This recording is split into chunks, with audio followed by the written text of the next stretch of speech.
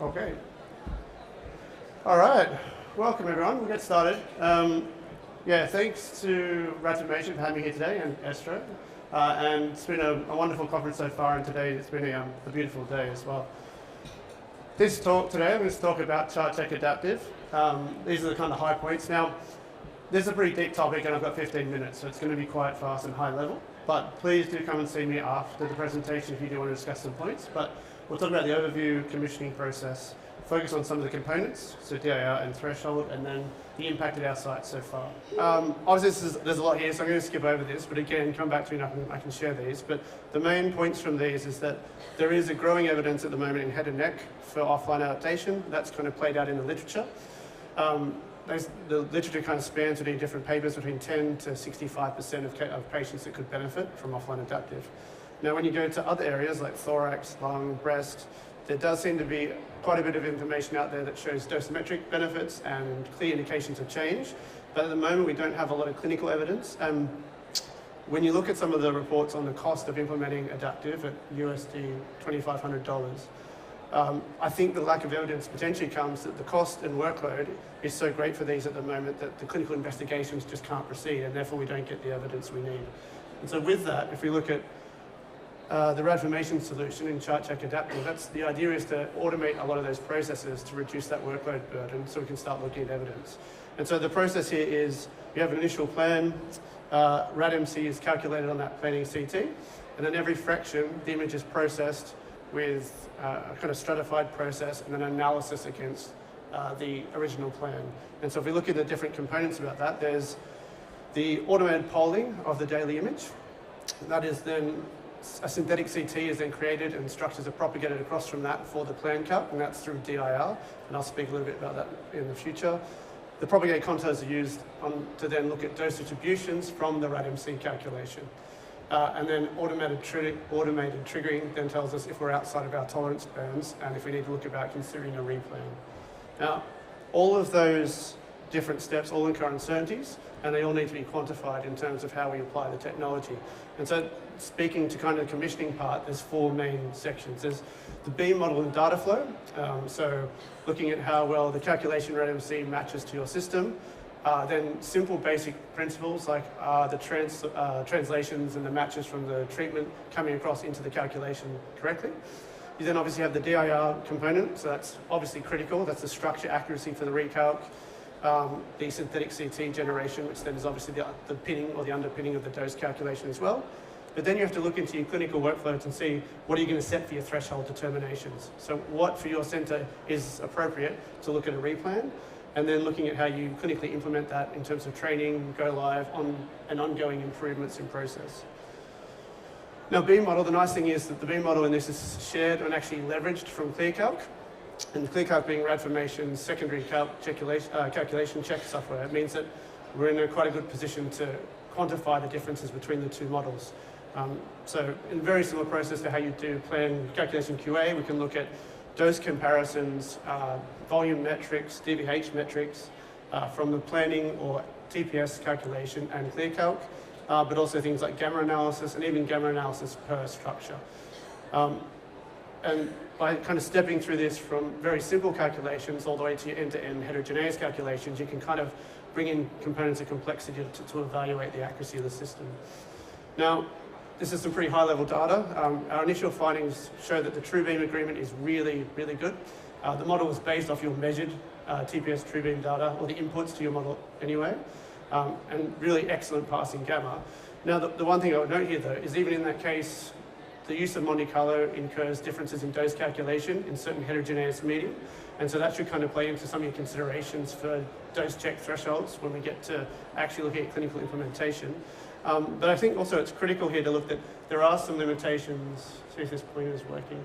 There are some limitations on the Halcyon model. That's something that RAD-formation are looking at. And there's a relative dose offset there. So if you look at the relative gamma or normalized gamma, it's very accurate, very similar. But we do have this dose offset. And this kind of speaks to the importance of doing this commissioning work early in the process. To summarize, both models show very good relative agreement. The TrueBeam shows excellent agreement complete across the entire suite of dose calculations. But there is still dosimetric variance based on heterogeneous medium, and again, the halcyon has a small offset. So that's a dose calculation component. We're pretty happy with that. Probably, again, there's some considerations around halcyon, which I'll come back to. The next component is the DIR. And I mean, this is probably the most critical, one of the more critical components of the software, because it's what determines the accuracy of your whole process pathway. One thing I would note that the commissioning, at least currently, requires some external work to verify the DIR within the ChartCheck software. But Reformation does provide, in cases, a research instance, so you can retrospectively use your prior data. Now, because the tools inside are probably not the ideal current tools for DR evaluation, you have to understand, well, how are we going to evaluate this for an online image, or an offline image, I should say, cone beam, that has no real ground truth at a high level quantitative measure without bringing on excessive RO workload. And so this is how we've at least approached it. Others might come up with other ideas, but we've taken the planning CT, we've found retrospective patients where they've had a replan that's been recontoured, a brand new set of matching structures from the RO. We have the original planning CT, and we've run the cone beam fraction that was on the same date as the replan CT through the ChartCheck evaluation tool, and then also run a DAR from the replan to the cone beam CT on that day. So the premise there being that the replan CT and the cone beam CT should be matched in terms of change in the anatomy as much as you possibly can, probably similar to what you'd expect in any kind of rigid match, or rigid daily offset from your planning CT and your daily image. And that then becomes our gold standard. And the logic here, or the consideration that we applied, is that if the DIR from ChartCheck on that daily fraction is equivalent or better than the match we would see on the rigid match for the replan, which is essentially the uncertainty except every day for any kind of matching, that would be clinically acceptable. And so if you have a look at the data here, the blue is the rigid match from the planning CT, the yellow is the rigid match from the replan. So you can see we get still some pretty big distribution bands from that. The purple was the ClearCheck results from version 1.6, and the green is ClearCheck results in 1.7. And so I think this is also critical, because this shows you when you make adjustments through different versions, you do need to go and revisit these as a QA process to make sure that you're comfortable with the results. The 1.7 here actually is quite interesting in the head and neck cases. It's partially because the 1.7 algorithm is a little bit more aggressive, and we found that the DI use on our replan transfer probably wasn't as aggressive. So this is just algorithmic differences, not necessarily a reduction in quality. But I think the key thing here is if you look at the distributions of the rigid replan, which is essentially what we accept as the gold standard of plan matching, we're doing better than that on a daily image. So we're kind of comfortable from a quantitative measure. But that just tells you generally do they match. You also need to look at qualitative evaluations, and I would strongly recommend this at sites where we scored a whole bunch of components where we thought the DIR might not succeed, and then ran through them daily on about 20 to 30 retrospective patients with different image quality. And the results from these are quite telling, and this kind of speaks to the improvements you can get as DIRs improve. So remembering that 1 is a perfect score, 5 is a poor score. You can see from 1.71 to 1.74 for a range of items with actual range of contours or image quality checks or DIR checks, we've dropped about 1 levels in terms of quality scores. That's a pretty substantial improvement in some areas of the DIR. And I guess the flag here is we would recommend a set of standard patients that you run each time you upgrade the solution. In terms of thresholds, again, there's a little bit of stuff out there in the literature, but not a great deal. So this is a pretty challenging area to look at. We ran a 4-stage process. So internal RO process, looking at what our ROs are doing currently in clinic. Then we went through a retrospective review of all our manually replanned cases to find what the changes were in our clinical goals and in our structures. That gave us an understanding of maybe an approximate range. We then added to that further triggers that came from literature review. And then at the end of all that, we took that to our expert panel ROs to see if things actually made sense from a clinical input. And where that left us, we ended up with a mixed volume of dose constraints and volume constraints. And our findings so far from our retrospective work is the volume changes precede the dose changes. So you see a change in your CTV volume about 2 or 3 or 4 fractions before the clinical dose impact starts to occur. And I think the other critical thing here, and if we go back to my comment about differences in heterogeneous medium and the issues with the halcyon model, we critically use, for our dose constraints, a change from the original planning calc. So we take the Monte Carlo calc on the planning CT, and we then look at the variation of that throughout the fraction. So we, for example, don't use an absolute 95 dose coverage value. We look at how much that 95 dose value has changed from what we accepted on the planning CT. And that just allows you to get around those algorithmic differences. The other thing with thresholds, and this is something that probably has to be determined at a site level, but with offline adaptive, you don't want to be chasing daily changes that aren't consistent. The whole idea is you want systematic changes. And so for us, we've implemented these thresholds that we require 3 or 4 fractions to fail before we'll look at an investigation of do we need to replan. And just the nature of the patients change volume sizes day to day, but also small variances in the DIR will give you some variation in this. And so 3 out of 4 so far, looking back at our retrospective data, appears to be about the right spot. And then the beautiful thing with ChartCheck, particularly in the ARIA instance, is that when this 3 or 4 is met, we can actually have the system send an alert to our ARIA system, which pops up on our treatment staff's checklist. So it kind of limits how much the users have to actually be in this software to accurately monitor the patients. Probably the final piece is really looking at the training and implementation, and I think this is actually a significant piece that can't be overlooked.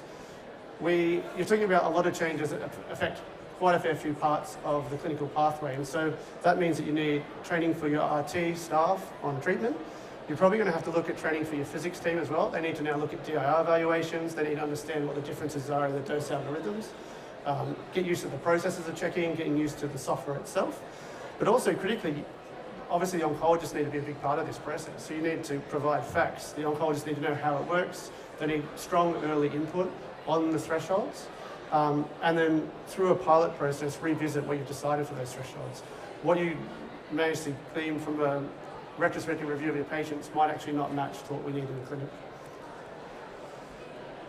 So this is, I think, my final slide too, and I'll open up to questions after this. But in terms of the clinical impact for our site, so we've already implemented this now at 20 sites. That will go out to around 35, 40 sites over the next couple of months. The average time the staff have used for each patient in the software is only 11 minutes. So I think that speaks to that whole efficiency gain. So we're moving from really, really long processes that are really manual to now this automated trigger that happens in the background. I think really critically, our offline adaptation rate's gone from 6% to 29% for the sites where we've implemented the software. And so far we've run on over 100 patients from, I think, December last year. So I hope I'm okay for time. And I guess credit to a whole bunch of people in the background that have been working on this system, and also to the Ratimation team who have been excellent regarding our feedback and working on the solution. But with that, I'd say, is there any questions?